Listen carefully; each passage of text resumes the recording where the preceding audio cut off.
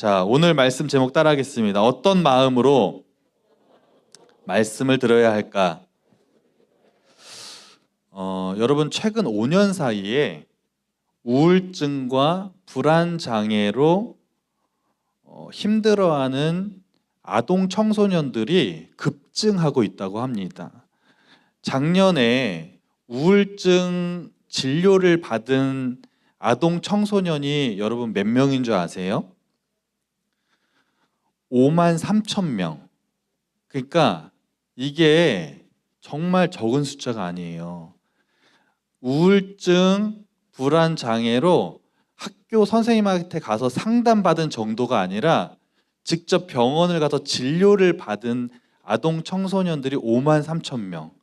그러니까 우울증인데 내가 불안 장애가 있는데 상담도 안 하고 그냥 상담 정도만 하고 이런 사람들까지 합히면 정말 우리나라의 청소년들, 아동들이 이 우울증의 문제로 인해서 굉장히 힘들어하고 있다고 하는 것입니다.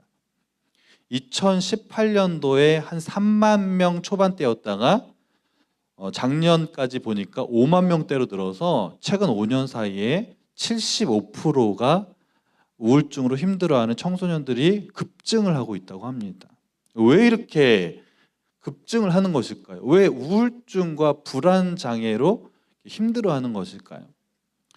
여러 가지 이유가 있는데 표를 한번 보여주시겠어요? 조사를 했더니 가장 큰 이유가 뭐예요? 성적.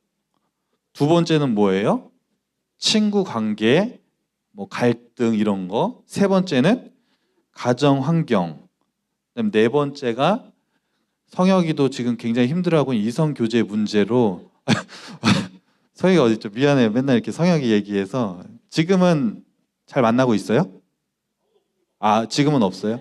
지금은 없다고 하니까 혹시 관심 있는 너무 좋은 오빠예요. 그래서 우리 여학생들 중에 기도 많이 해주시고, 그래서 표 이제 내려주시고, 굉장히 여러 가지 가장 큰 이제 힘든 스트레스가 사실은 성적, 입시 제도, 나는 어떻게 대학을 가야 될까, 또 부모님의 압박, 공부를 열심히 해도 오르지 않는 성적, 앞으로의 진로, 이런 것이 스트레스가 너무 많다는 거예요. 그럼 어떤 지역이 이 성적으로 인한 우울증에 가장 많이 걸릴까요? 어떤 지역? 네, 서울. 오히려 서울에 부자들이 살고 있는 강남 지역에 있는 학생들이 이 성적으로 인해서 우울증을 가장 많이 걸리고 있다고 하는 통계가 나왔습니다. 그래서 여러 가지 이제 친구 관계 문제도 있고 그런 스트레스를 받다 보니까 우울증에 걸리는 원인이 뭐냐면 이런 여러 가지 여러분이 학교 생활, 가정 생활, 성적, 친구 관계 이런 스트레스로 인해서 마음을 잘 지키지 못해서 결국에 우울증에 걸린다라는 그런 통계가 나온 것이죠. 저도 중학교 시절을 생각해 보면 저는 중학교 때가 제일 좀 학창 시절에 제일 힘들었던 것 같아요. 그래서 그때 그 1990년대만의 그 분위기가 있거든요. 지금도 여러분 나름대로 힘들지만 제가 중학교를 다니던 1990년대만의 분위기는 뭐냐면 선생님들이 체벌이 그냥 당연시 되던 시절, 그냥 아무렇지도 않게 빠따를 때리고 따기를 때려도 아무도 경찰에 신고하거나 그럴 생각조차 못하던 시절.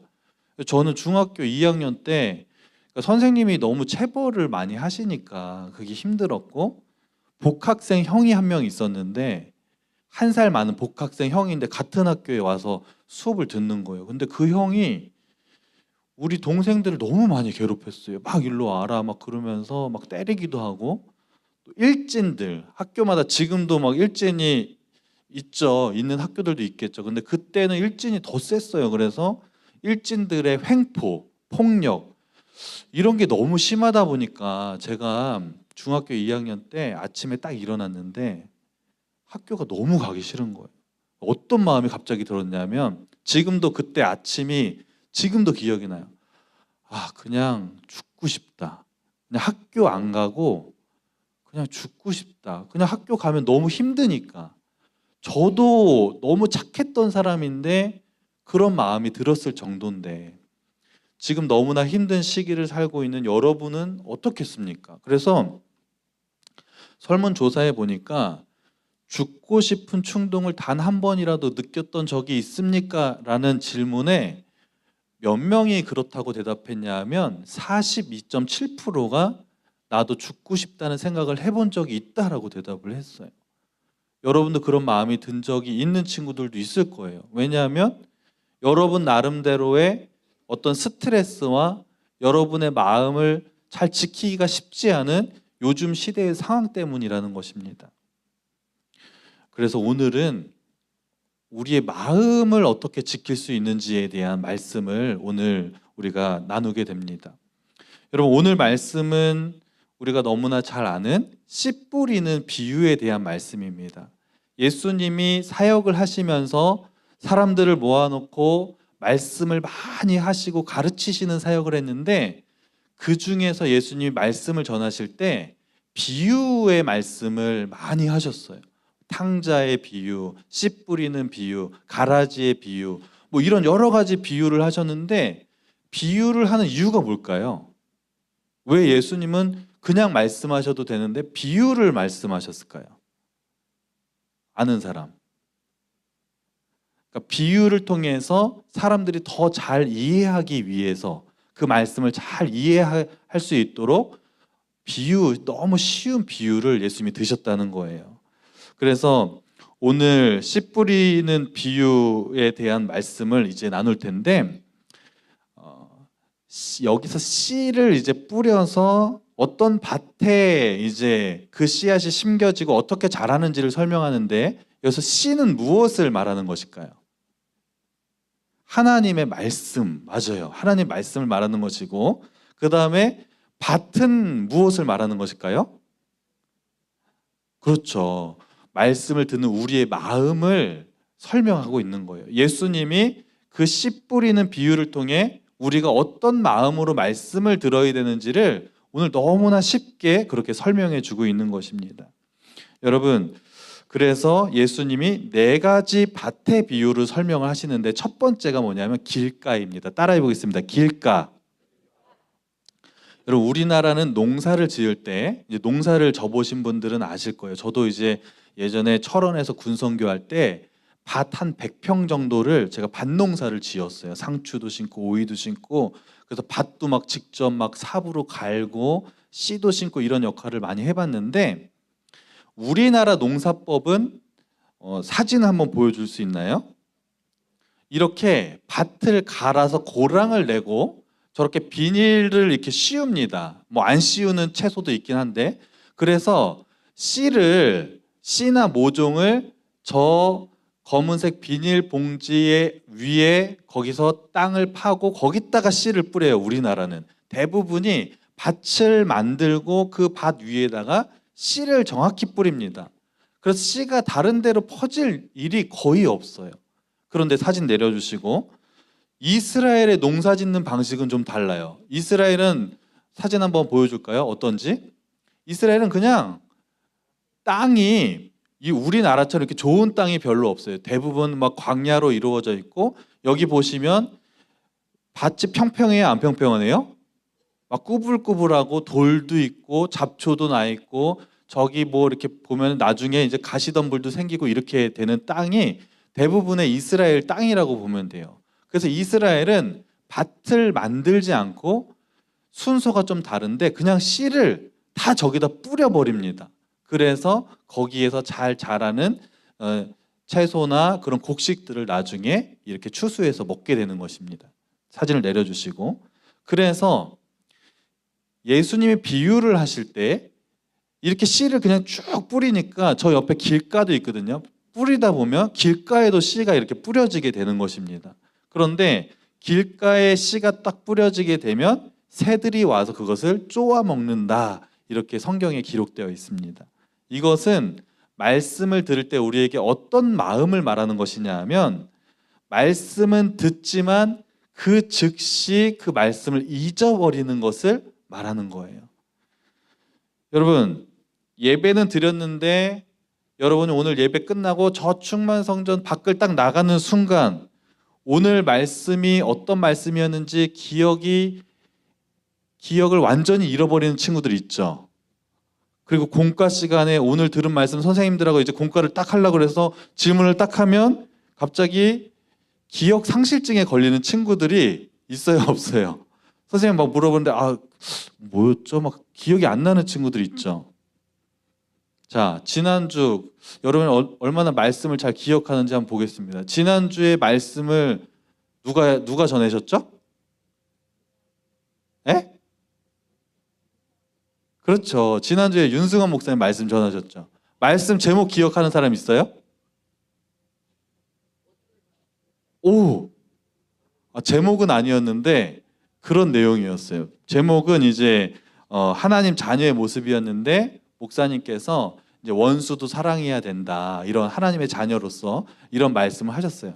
그러니까 우리가 말씀을 딱 듣고 나서 그것을 시간이 지나면 당연히 잊어버릴 수 있죠. 근데 이렇게 설명을 하고 지난주에 이런 말씀을 했죠. 그러면 여러분이 마음속에 지금 맞다. 그때 맞아. 목사님이 그때 맞아. 원수도 사랑해야 된다. 이런 말씀 지금 마음속에 맞아. 기억난다. 이러는 분들이 있는데 어떤 학생들은 뭐야?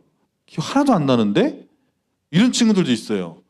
그 친구들은 말씀을 받는 마음의 밭이 길가라고 보면 됩니다.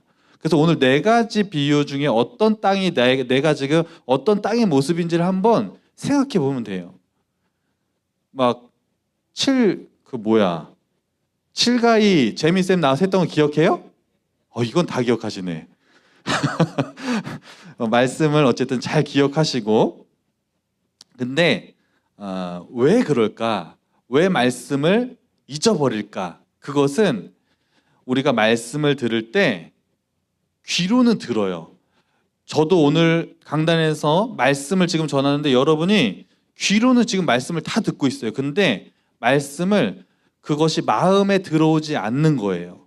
그것이 길가라는 것입니다. 왜 그러냐면 사단이 말씀을 듣는 즉시 그 말씀을 여러분에게서 빼앗아 가기 때문이에요. 그래서 길가와 같은 마음의 밭을 하면 안 된다라는 걸 기억하시고 두 번째는 따라하겠습니다. 바위 위에 이제 씨앗이 떨어지는 것을 예수님이 설명을 하셨습니다. 겉으로 보면은 흙인데 한 1cm 정도 파보면 그 밑에 바위가 숨겨져 있는 거예요. 그런데 씨앗이 떨어졌다고 생각해 보십시오. 어떻게 될까요?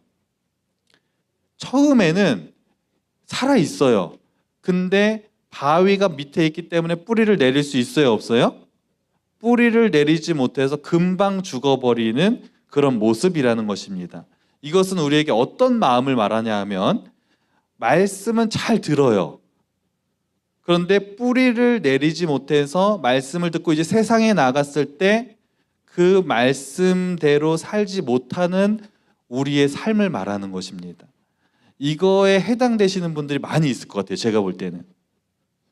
말씀이 선포되면 오늘도 말씀을 듣는 이렇게 태도를 제가 이렇게 보면은 진짜 집중해서 이렇게 말씀을 쫙 들으시는 분들이 있거든요. 우리 학생들도. 근데 그래 이렇게 살아야지 막 이렇게 그래 막 믿음으로 막 듣는 말씀이 이렇게 모습이 보이는데 갑자기 5층에 4층에 분반 공부 딱 끝나고 올라가는 순간 야 엑스엑스야 막 이러면서 갑자기 거칠게 말하고 갑자기 돌변하는 친구들 있죠. 거기에 포함이 됩니다. 말씀은 듣지만 삶에 나가서 전혀 적용하지 않고 똑같이 사는 모습들 이것이 바위 위에 떨어진 씨앗과 비유가 된다는 것입니다.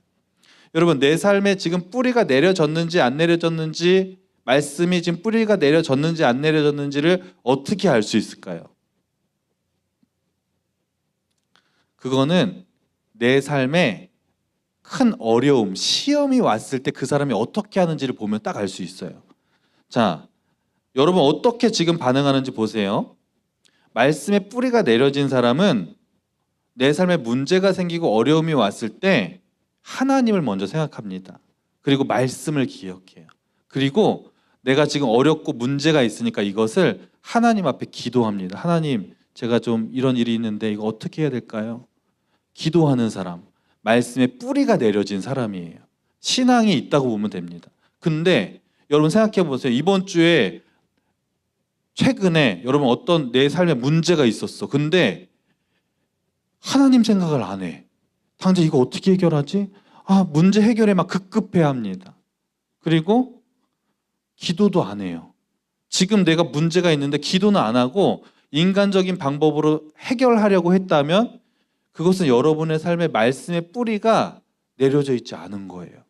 그런 분들은 다시 말씀의 뿌리가 내려질 수 있도록 기도를 해야 돼요, 안 해야 돼요? 기도를 해야 될 줄로 믿습니다. 세 번째, 따라하겠습니다. 가시떨기.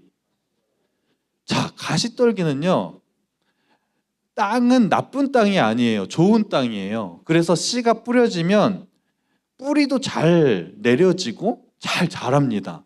근데 어떤 장애물이 있어요?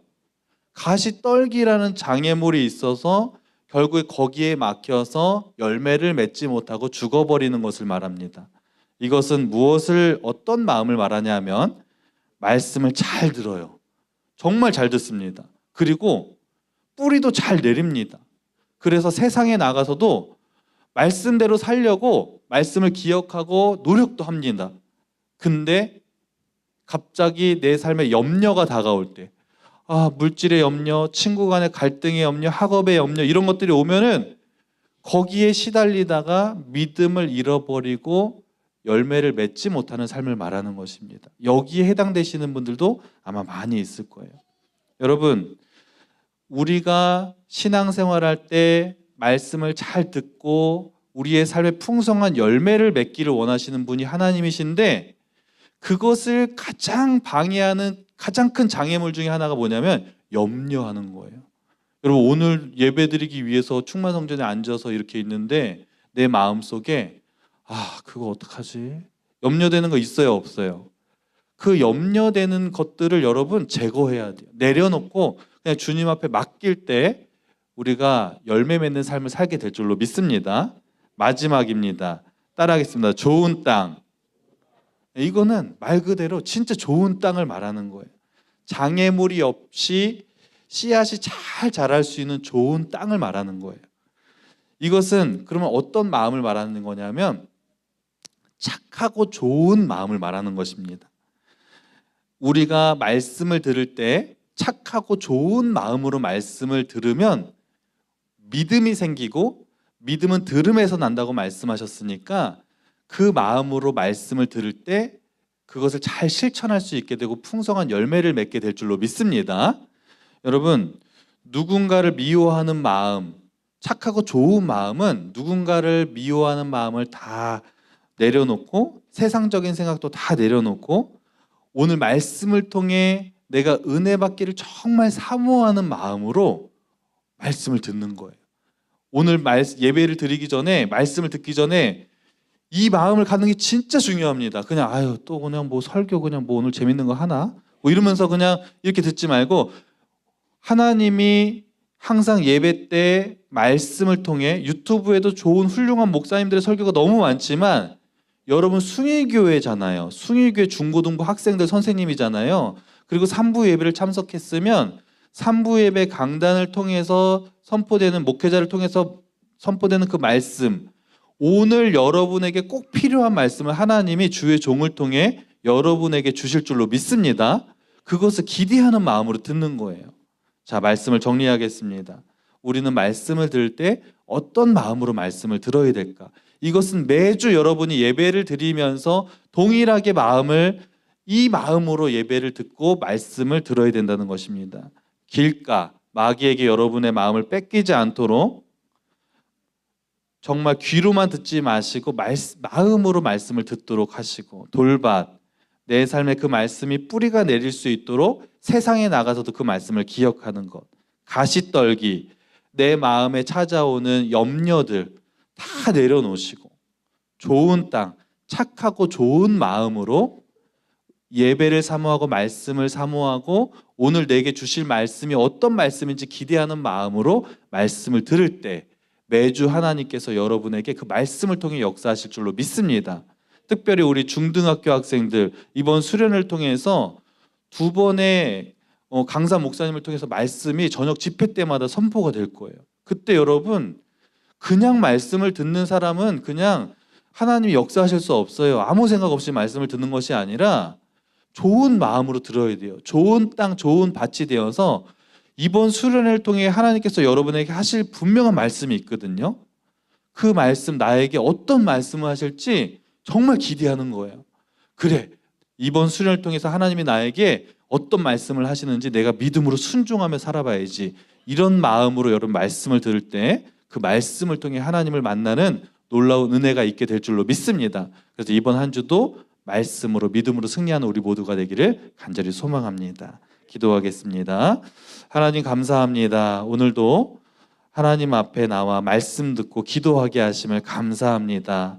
우리가 말씀을 들을 때 길가와 같은 마음, 돌밭과 같은 마음, 가시떨기와 같은 마음으로 말씀을 들었다면 우리의 마음을 회개시켜 주시고 좋은 땅, 좋은 마음으로 말씀을 잘 들어서 하나님을 영화롭게 하고 하나님 말씀대로 살아가는 우리 중고등부 공동체가 다 될 수 있도록 하나님 인도하여 주시옵소서.